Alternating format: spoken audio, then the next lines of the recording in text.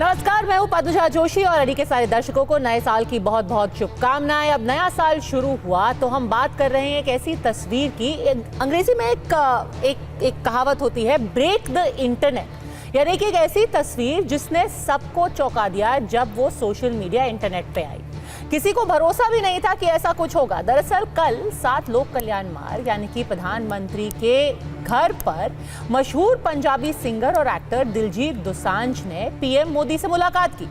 इस दौरान दोनों के बीच काफी हंसी ठिठोली हुई, बातें हुई। दिलजीत ने पीएम मोदी को एक गाना गाकर भी सुनाया तो प्रधानमंत्री भी मेज पर तबला बजाते हुए दिखे। इस दौरान दिलजीत ने कहा कि मैंने हाल ही में आपका यानी कि प्रधानमंत्री का एक इंटरव्यू देखा था। आपका जो पद है उसके पीछे कई बार हम एक बेटा और तमाम ऐसी चीजें, जो तमाम ऐसे पहलू हैं प्रधानमंत्री के, एक व्यक्ति के, वो भूल जाते हैं। लेकिन जब आप अपनी माँ या फिर गंगा माँ को लेकर भावुक होते हैं तो वो दिल। सुप्रिया गायकवाड़ के जैसे आप भी स्पिरुलिना फार्मिंग से सालाना 1 करोड़ तक कमाना चाहते हैं? आसान तरीका, बड़ा मुनाफा। अभी डाउनलोड करें फ्रीडम ऐप को छू जाता है। तो चलिए पहले शुरुआत करने से पहले आपको पूरी मुलाकात का वो वीडियो दिखा देते हैं। हम पढ़ते थे कि मेरा भारत महान। जब मैं भारत घूमा ना जी पूरा, तो मेरे को पता चला ये क्यों कहते हैं मेरा भारत महान। सचमुच में भारत की विशालता एक अपना शक्ति है। हाँ जी, हम लोग एक वाइब्रेंट सोसाइटी है। भारत में सबसे बड़ा जादू जिसको कह लो तो वो योग है। जिसने योगा को अनुभव किया वो उसकी ताकत जानता है।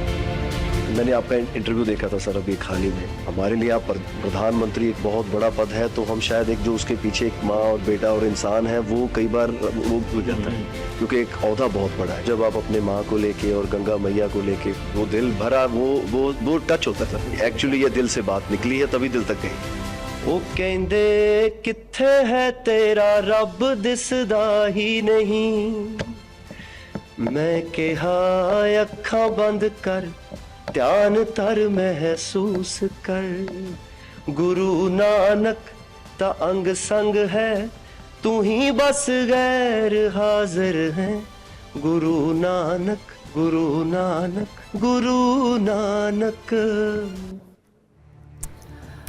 अच्छा, अब ये तस्वीर है, ये मुलाकात चर्चा में क्यों है? दरअसल दिलजीत दोसांझ हमेशा से ही खबरों में रहे हैं। दिसंबर 2020 में आपको याद होगा कि किसान आंदोलन के दौरान कंगना रनौत के एक ट्वीट पर वो भड़क गए थे, जब कंगना ने प्रोटेस्ट में आई एक बुजुर्ग महिला को कहा था कि कई ऐसी महिलाएं 100 रुपए हर दिन का लेकर आंदोलनकारी बन जाती हैं। दिलजीत ने ट्वीट करके कहा कि एक महिला होकर आप किसी और महिला को ऐसा कैसे कह सकती हैं। उसके बाद जम करके दोनों के बीच में एक ट्विटर वॉर छिड़ा। इसके अलावा आपको याद होगा नवंबर और दिसंबर में उनके कई ऐसे कॉन्सर्ट भी थे, तेलंगाना में हुए, पंजाब में हुए, गुजरात में हुए, जब उनके गानों को लेकर के विवाद हो गया था। आरोप लगा कि दिलजीत के गाने शराब को बढ़ावा देने वाले होते हैं, ड्रग्स के बारे में होते हैं, जिस पर दिलजीत ने खुल करके कहा कि अगर सारे राज्य खुद ही ड्राई स्टेट बन जाएं तो मैं कभी ऐसे विषय पर गाने ना गाऊंगा ना लिखूंगा, क्योंकि मैं खुद तो इसका सेवन करता ही नहीं हूं। और कई ऐसे मुद्दे हैं जिनको लेकर के दिलजीत काफी मुखर रहे। हाल ही में मध्य प्रदेश में भी उनके कॉन्सर्ट का जब बजरंग दल ने विरोध किया था तो उन्होंने राहत इंदौरी साहब की शायरी पढ़कर बिना नाम लिए उनको जवाब भी दिया था।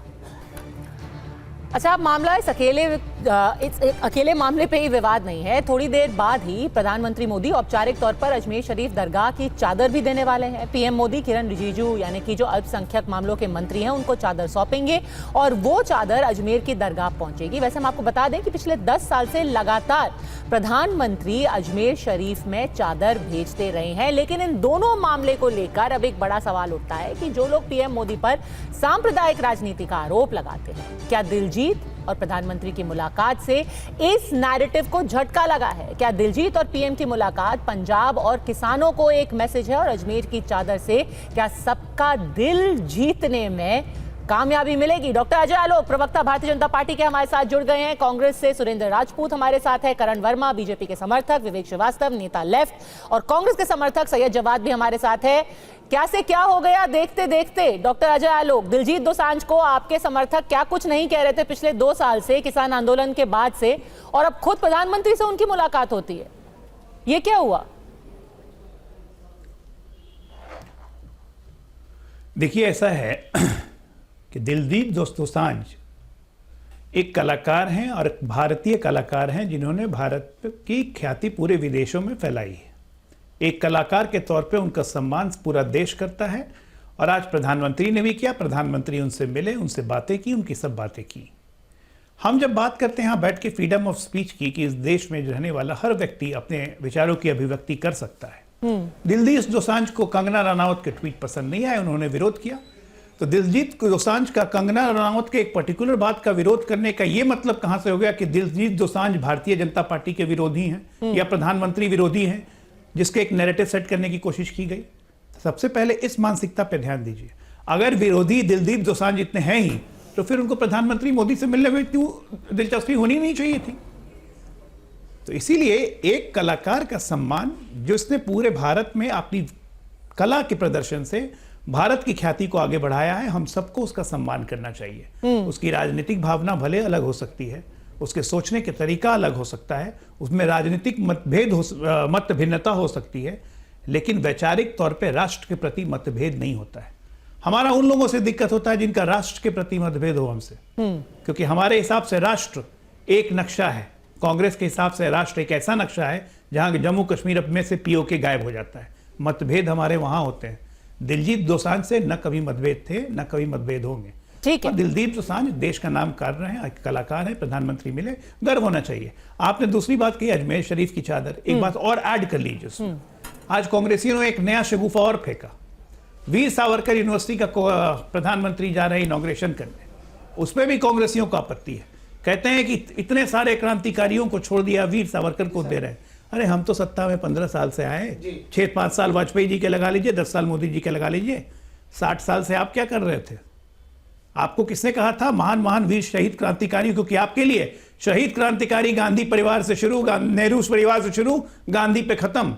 उसके अलावा कोई क्रांतिकारी आपके लिए तो कभी पैदा ही नहीं हुआ। सुभाष चंद्र बोस थे ही नहीं, शहीद भगत सिंह थे ही नहीं, सदगुरु थे ही नहीं, लोकनायक जयप्रकाश थे ही नहीं, किसी के कोई योगदान ही नहीं था। गांधी पे शुरू, गांधी पे खत्म, यही कहानी है। नैरेटिव यही है, ये नैरेटिव बिल्डअप करने की कोशिश है। ठीक है, आप नैरेटिव की बात कर रहे हैं। अभी हम वीर सावरकर में चादर जाती है। अभी वीर सावरकर की बात हम कल करेंगे, क्योंकि अभी तो वो कॉलेज का अभी उद्घाटन होना है।